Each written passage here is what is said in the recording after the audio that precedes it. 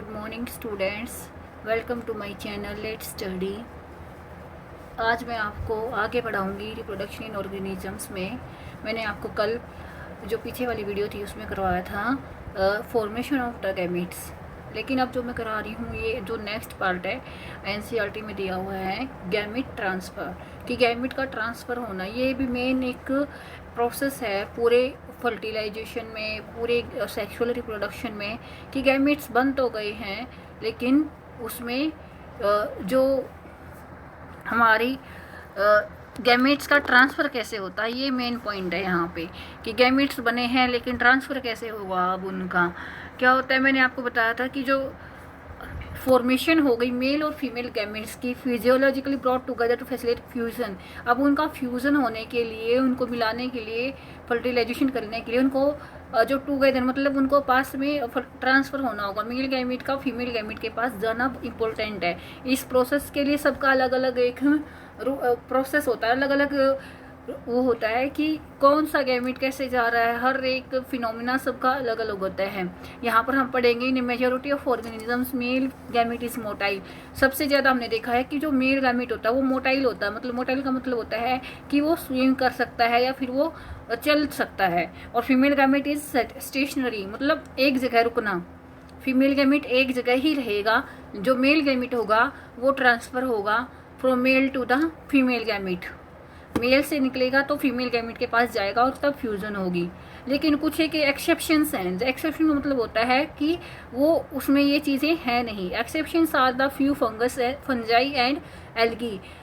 क्या होता है कि बोथ मेल गैमेट और फीमेल गैमेट दोनों के दोनों मोटाइल्स होते हैं, मतलब दोनों ही मोटाइल होंगे, दोनों ही चलते रहते हैं। मोटाइल का मतलब होता है एक जगह नहीं रुकने का, स्टेशनरी का मतलब होता है एक जगह रुके रहना, और मोटाइल का मतलब होता है चलते रहना। यहाँ पर there is a need of medium. अब क्या होता है, यहाँ पर जो दोनों के दोनों मोटाइल हुए तो लेकिन कोई एक मीडियम चाहिएगा, दोनों के दोनों गैमेट्स को मीडियम चाहिएगा। Male gamete move, male gametes को चलने के लिए, मोटाइल करने के लिए एक मीडियम चाहिएगा। वो क्या होता है, देखिए in several simple plants like algae, bryophytes and pteridophytes water is the medium. मतलब कौन मीडियम बनेगा, वाटर बनेगा उस गैमेट को ट्रांसफ़र करने के लिए, मेल गैमेट को ट्रांसफ़र करने के लिए। यहाँ पर हमने देखा कि मेल गैमेट्स ना 1000 बहुत ज़्यादा ही क्वांटिटी में बनेंगे, तब जाकर उनकी जो कुछ ऐसे होते हैं कि बहुत कम जा पाते हैं फीमेल गैमेट के पास। पढ़ा होगा आपने, जो मेल गैमेट्स होते हैं वे बहुत ज़्यादा क्वांटिटी में बनते हैं, क्योंकि फर्टिलाइजेशन करने के लिए सभी के सभी नहीं पहुँच पाते हैं। कुछ एक दो ही हैं जो फीमेल गैमेट के पास पहुँचेंगे और फर्टिलाइज करेंगे। तो इसलिए बहुत ज़रूरी है कि बहुत ज़्यादा गैमेट्स बने, तब जाकर एक दो गैमेट होगा जो पहुंचेगा, वरना सब फेल हो जाएंगे। Fail to reach the female gamete. इसमें देखा है कि और सारे गैमेट्स फेल टू रीच, मतलब फेल हो जाते हैं उसको फीमेल गैमेट्स तक पहुंचने के लिए। To compensate the loss of the male gametes during the transport. यहाँ पर बहुत ज़्यादा लॉस होता है, तो several 1000 times the number of, एक अगर फीमेल गैमेट बनेगा तो 1000, मतलब बहुत ज़्यादा क्वांटिटी बनेगी मेल गैमेट्स की, बहुत ज़्यादा 1000 ऑफ गैमेट्स बनेंगे मेल के, जब जाकर वहाँ पर जाकर एक गैमेट पहुँच पाएगा फीमेल के पास। इसीलिए हम कहते हैं कि जो मेल गैमेट बनते हैं वे बहुत ज़्यादा क्वांटिटी में बनते हैं। देखिए अब आगे हम पढ़ेंगे इन सीड प्लांट। बहुत ज़्यादा सीड प्लांट वे होते हैं जिनमें सीड होती हैं। Pollen grains are the carrier of the male gametes. जो पोलन ग्रेन्स होंगे वहाँ पर हमने देखा कि वो मेल गैमेट को पहुँचाएंगे कहाँ पर, ओव्यूल्स के पास। जो है द एग, ओवल्स के पास क्या होगा, एग होगा। मेल गैमेट जाएगा पोलन ग्रेन्स के थ्रू मेल एग के पास, और वहाँ जाकर फर्टिलाइजेशन होगा। आपने देखा बाइसेक्सुअल प्लांट कौन से थे, जहाँ पर एक ही प्लांट में मेल और फीमेल गैमेट प्रेजेंट थे। मेल और फीमेल पार्ट एक ही प्लांट में प्रेजेंट हैं, समझ रहे हो आप। अगर मेल फीमेल दोनों पार्ट्स एक ही प्लांट में हैं तो उसको को क्या कहते हैं, बाइसेक्सुअल प्लांट। और उसमें तो गैमेट ट्रांसफ़र होने के लिए मुसीबत है ही नहीं, कुछ भी जरूर इतनी आसानी से ट्रांसफ़र हो जाएगा कि अगर मेल गैमेट बना है तभी के तभी उसी प्लांट में है सब कुछ, तो वहीं जाकर अपने आराम से फ्यूज़ कर सकता है। वो बाइसेक्सुअल प्लांट में बहुत सेल्फ फर्टिलाइजिंग प्लांट होते हैं। एग्जाम्पल पीज़ का देखा आपने, एग्जाम्पल है कि वो दोनों के दोनों, उसमें क्या होता है कि एक ही प्लांट में प्रेजेंट है, आराम से सेल्फ फर्टिलाइजेशन हो जाएगा, आराम से उसका उनका फर्टिलाइजेशन हो सकता है और उसका नया प्लांट बन सकता है। लेकिन जो यूनिसेक्सुअल प्लांट हैं उनके लिए इम्पोर्टेंट है transfer of the pollen grains to the stigma. उनके लिए थोड़ी डिफ़िकल्टी आती है। जो पोलन ग्रेन्स होंगे उनको पहुंचने के लिए थोड़ा दूर प्लांट कहाँ पर है उसके लिए थोड़ी सी मुश्किल आती है, डिफ़िकल्टी आती है। तो एक प्लांट से दूसरे प्लांट तक जब कोई भी गेमेट्स आता है तो उसके लिए हम क्या कहते हैं, पोलिनेशन। क्या कहेंगे? पोलिनेशन। एक प्लांट से जाना दूसरे, तो क्रॉस पोलिनेशन क्या कहेंगे? क्रॉस। सेल्फ एक ही प्लांट के लिए, क्रॉस दो प्लांट के लिए। तो हमने देखा कि स्पेशलाइज्ड इवेंट का क्या कहेंगे? पोलिनेशन। इसमें पोलिनेशन का मतलब होता है transfer of pollen grains to the stigma, stigma पर पोलन ग्रेन्स का पहुंचना। चलो, पोलिनेशन आपको समझ आ गया। अब हम आगे पढ़ते हैं। इसमें क्या बताया गया है? Pollen grains germinate on the stigma and the pollen tubes. अब क्या होगा? पोलन ग्रेन्स होंगे, जर्मिनेट करेंगे, मतलब पोलन ग्रेन्स पहुंच तो गए अब स्टिग्मा पे, वो जर्मिनेट होगा, एक पोलन ट्यूब्स कैरी करेगा, एक पोलन ट्यूब बन जाएगी और वो जाकर सीधा हमारी फीमेल के पास नियर द एग। जो देखो, pollen tube carrying the male gametes reach the ovule and discharge the male. जो मेल गैमेट है वो उस पोलन ट्यूब से निकलकर स्टिग्मा से लेकर एग तक पहुंचेगा और उसमें मेल गैमेट ट्रांसफ़र कर देगा। मेल गैमेट किसके थ्रू जाएंगे? पोलन ट्यूब के थ्रू। पोलन ट्यूब कहाँ पर थी, कहाँ पर बनी है? स्टिग्मा के ऊपर। स्टिग्मा से एग तक पहुंचेगी। किसको पहुंचाएगी? मेल गैमेट को। मेल गैमेट्स आए थे स्टिग्मा के ऊपर, लेकिन उसको पहुंचने के लिए, एग से फ्यूज़ होने के लिए किसकी ज़रूरत पड़ी? पोलन ट्यूब की। पोलन ट्यूब उसका ये काम करेगी कि जो मेल गैमेट्स आए हैं उनको एग तक पहुंचाया जाए। तो यहाँ पर मैंने आपको समझाई, समझ में आ गया होगा आई थिंक आपको कि पोलन ट्यूब का काम क्या होता है। In dioecious plants animals such as male and female gametes are formed in the different individuals. देखो, मैंने आपको पहले बताया कि डिफरेंट इंडिविजुअल्स में होता है डायोसियस। यूनिसेक्सुअल और डायोसिस एक ही बात है। और हम बताएंगे the organism must evolve A special mechanism for gamete transfer. Successfully transfer and coming together of gametes is essential for the most critical event.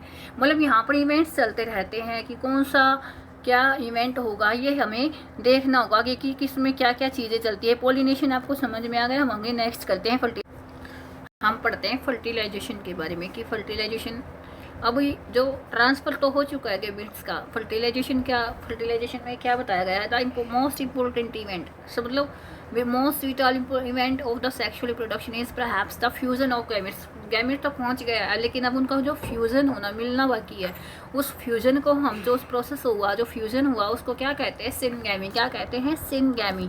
Result in the formation. और जो दो गैमेट्स मिलकर क्या बनाएंगे? जाइगोट का फॉर्मेशन। किस चीज़ का formation होगा? जाइगोट का। The term fertilization also often use for the fertilization भी कह सकते हैं, सिनगैमी भी कह सकते हैं। इसका ये कहना चाहता है कि जो प्रोसेस हुआ फर्टिलाइजेशन का, फ्यूज़न का, इसको हम क्या कहेंगे? सिनगैमी और फर्टिलाइजेशन। दो गैमेट्स मिलकर फ्यूज होकर क्या बनाएंगे? जाइगोट। और ये जो term syngamy and fertilization frequently use हो, मतलब आपस में भी यूज़ की जा सकती हैं। आप कुछ भी इनमें से कुछ भी कह सकते हो। हम आगे पढ़ेंगे पार्थेनोजेनेसिस। पार्थेनोजेनेसिस क्या होती है? कई बार ऐसा होता है जैसे कि हनी बी है, रोटीफॉल्स है और सम लिज़ार्ड्स एंड बर्ड्स। क्या बोलता है कि फीमेल जो गैमेट होता है ना, अपने आप डेवलपमेंट हो जाती है और एक नया ऑर्गेनिज्म बना देता है। उसको फीमेल गैमेट की ज़रूरत नहीं होती, मतलब अपने आप ही डिवीज़न हो जाएगी, अपने आप ही डेवलपमेंट हो जाएगी, एक नया ऑर्गेनिज्म बन जाएगा। उसको कहते हैं पार्थेनोजेनेसिस, मतलब formation of the new organisms without fertilization. Fertilization नहीं होगा, उसको मेल गैमेट की कोई ज़रूरत नहीं है, फीमेल गैमेट अकेला ही डेवलपमेंट करेगा और एक नया ऑर्गेनिज्म बना देगा। इसको कहते हैं पार्थेनोजेनेसिस। ओके, अब हम पढ़ते हैं आगे एक्सटर्नल फर्टिलाइजेशन। एक्सटर्नल, इसमें दो टाइप के फर्टिलाइजेशन होते हैं, एक्सटर्नल और इंटरनल फर्टिलाइजेशन। एक्सटर्नल फर्टिलाइजेशन में क्या है कि कुछ जो फर्टिलाइजेशन होंगे, मेल और फीमेल गैमेट का फर्टिलाइजेशन होगा, वो एक्सटर्नल बॉडी से बाहर हो सकता है, बॉडी के बाहर होता है। जैसे आपने देखा, इसमें एग्जांपल दिया हुआ है, majority of algae, fishes as well as amphibians syngamy okay in the external medium, मतलब वाटर के अंदर ही मेल गैमेट और फीमेल गैमेट का फ्यूजन हो जाएगा और एक नया ऑर्गेनिज्म बन जाएगा। इसको कहते हैं एक्सटर्नल फर्टिलाइजेशन। यहाँ पर हमने देखा कि जो चांसेस होंगे ना यहाँ पे सर्वाइवल करने के, उनके जो बेबीज ऑर्गेनिजम्स होंगे, बनेंगे, वो बहुत कम होंगे, क्योंकि वो सीधा के सीधा अपने आप ही offspring extremely vulnerable to the predator, मतलब प्रीडेटर्स होते हैं वो उनका शिकार बन जाते हैं, सर्वाइवल पावर कम होती है सुखी। तो इसीलिए बोलते हैं एक्सटर्नल फर्टिलाइजेशन में थोड़े से चांसेस कम होते हैं, लेकिन एक होता है इंटरनल फर्टिलाइजेशन। क्या हो रही, बहुत सारे हमने देखा है हायर एनिमल्स में मिलेगा, फंजाई में मिलेगा, रेप्टाइल्स में, बर्ड्स में, मैमल्स में, बॉडी के अंदर सिनगैमी होना, फर्टिलाइजेशन होना और एक नया ऑर्गेनिजम्स बनना, इसको कहते हैं इंटरनल फर्टिलाइजेशन। एग भी फीमेल बॉडी के अंदर बनेगा, मेल गैमेट का ट्रांसफर होगा और एक नया ऑर्गेनिज्म बनेगा फीमेल बॉडी के अंदर ही, और एक नया बेबी प्रोड्यूस होगा, वो सीधा का सीधा बेबी बनेगा तो इंटरनल बॉडी के अंदर। और इसको कहते हैं internal fertilisation. In organism exhibits internal fertilisation. The male gamete is motile and has to reach the egg in order to fuse with it. In this human through the number of the sperms produce is very large. इसमें क्या होता है, जो sperms बनेंगे, जो male gamete बनेगा वो बहुत ज़्यादा क्वांटिटी में बनेगा। There is a significant reduction in the number of the egg produce. मतलब एग बनेगा तो बहुत, वो तो कम ही क्वांटिटी में बनेगा, लेकिन मेल गैमेट बनेगा ज़्यादा, फीमेल गैमेट बनेगा बहुत कम। In seed plant how the non motile male gamete are carried to the female gamete by pollen tubes. मैंने आपको पोलन ट्यूब्स के बारे में पहले ही बता दिया है कि वो कैसे लेके जाते हैं। सेल्फ फर्टिलाइजेशन के बारे में बताया, क्रॉस फर्टिलाइजेशन के बारे में बताया, एक्सटर्नल फर्टिलाइजेशन, इंटरनल फर्टिलाइजेशन के बारे में बताया है। इन सब ये जो टर्म्स हैं आपकी पार्थेनोजेनेसिस, ये बहुत इंपॉर्टेंट है, इनसे क्वेश्चंस बन जाते हैं बोर्ड एग्जाम में, हमेशा इनका ध्यान। Now we will move to the post fertilization event. Post fertilization event में मैंने आपको बता रही हूँ कि जो गैमेट का ट्रांसफर तो हो चुका है, फ्यूजन भी हो चुका, अब उसमें आगे डेवलपमेंट क्या होगी इसमें बताया जाएगा। डेवलपमेंट ऑफ द जाइगोट, मतलब अब जाइगोट का बनना। Formation of the diploid zygote is universal in all sexually reproduction organisms. मतलब ऑर्गेनिज्म में फॉर्मेशन होगा डिप्लॉयड जाइगोट का। अभी जो गैमेट फ्यूज हुए हैं उससे जाइगोट बनेगा, और ये क्या होता है, in organism with external fertilization zygote is formed in the external media. मतलब जो बाहर फर्टिलाइजेशन हुआ था वहीं पर ही जाइगोट बनेगा। और उसको एक्सटर्नल फर्टिलाइजेशन में जो मैंने करवाया था कि बॉडी से बाहर, इंटरनल बॉडी के अंदर ही जाइगोट का बनना, तो ये इंटरनल फर्टिलाइजेशन में होगा। अभी हम आगे पढ़ेंगे इसमें कि जो डिप्लॉयड जाइगोट बना, the zygote depends on the type of the life cycle the organism has environment। मतलब हर किसी जो ऑर्गेनिज्म है उसकी अलग अलग लाइफ साइकिल है, अलग उन पे ही डिपेंड करेगा जाइगोट का बनना। In organism belonging to the fungi and algae zygote develop a thick wall that is resistant to desiccation and damage. मतलब एक जाइगोट की आउटसाइड एक लेयर बनेगी जो उसको प्रोटेक्ट करेगी, डैमेज नहीं होने देगी। It undergoes period of rest before germination. ये कुछ टाइम के लिए रेस्ट में जाएगा जर्मिनेट होने से पहले। In organism with haploid life cycle zygote divided by meiosis to form the haploid spores that grows into haploid individual. इसमें बताया कि जाइगोट है वो meiosis में चला जाता है, meiosis डिवीजन करेगा और हैप्लोइड स्पोर्स बनाएगा that grow into haploid individual बना देगा। कुछ ऐसे ऑर्गेनिज्म डिप्लॉयड बना लेकिन मेयोसिस करके हैप्लोइड इंडिविजुअल बना दिया।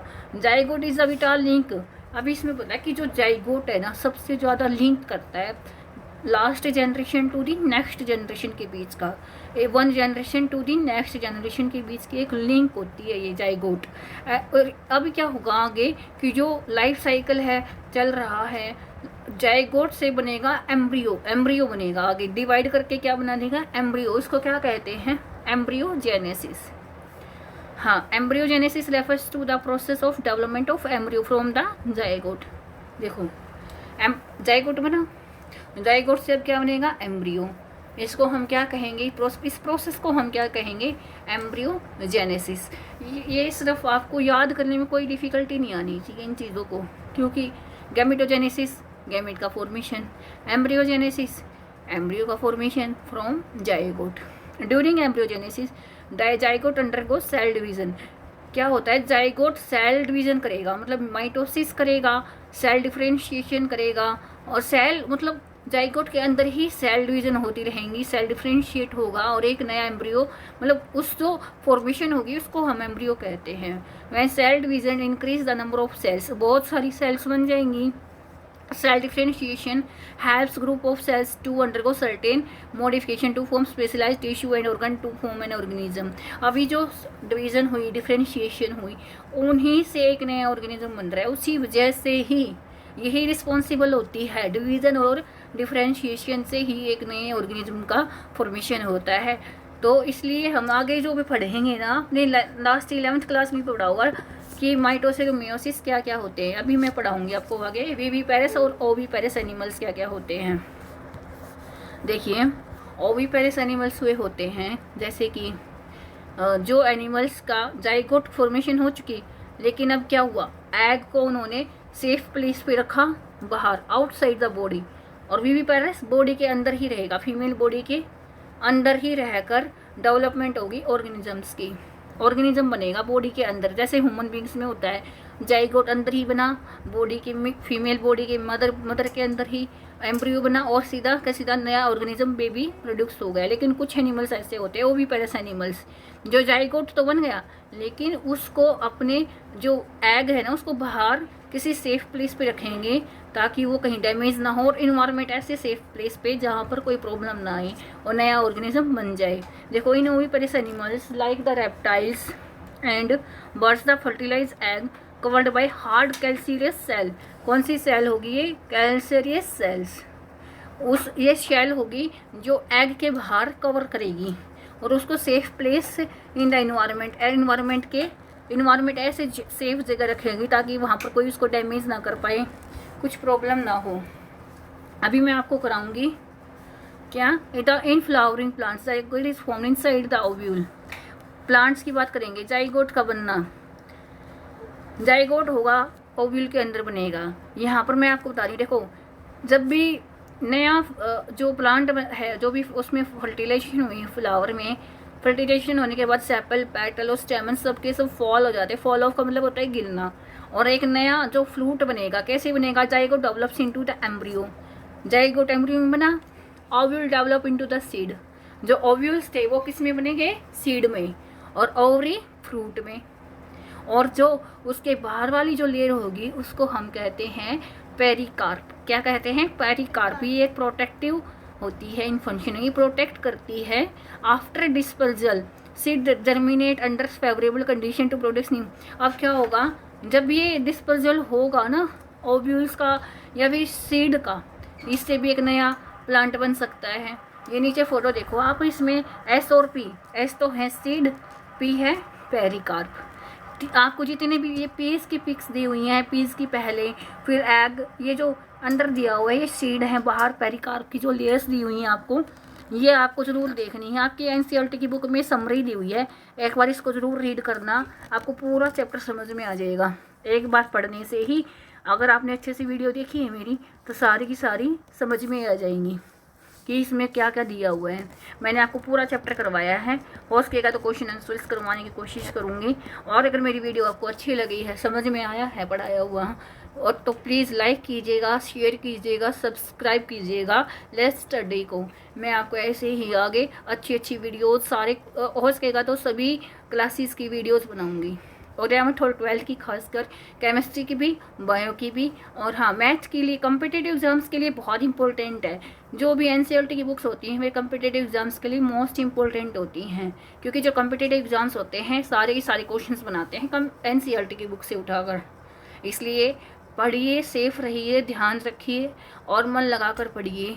आपका जो भी आप पढ़ रहे हो, जिसकी तैयारी कर रहे हो, उसमें आपको सफलता ज़रूर मिलेगी। And please stay safe, stay happy. Thank you, and like and subscribe my channel.